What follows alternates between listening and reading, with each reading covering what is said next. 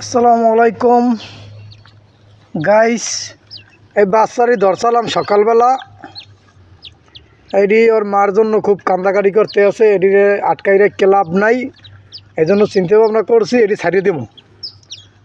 এই যে যাইতে আছে আর মা বাপে ঘরে, এই জন্য ছাড়িয়ে দিলাম। এটি তো একটি পানি, এই জন্য ছাড়িয়ে দিলাম। যা তোরা বাচ্চে খা।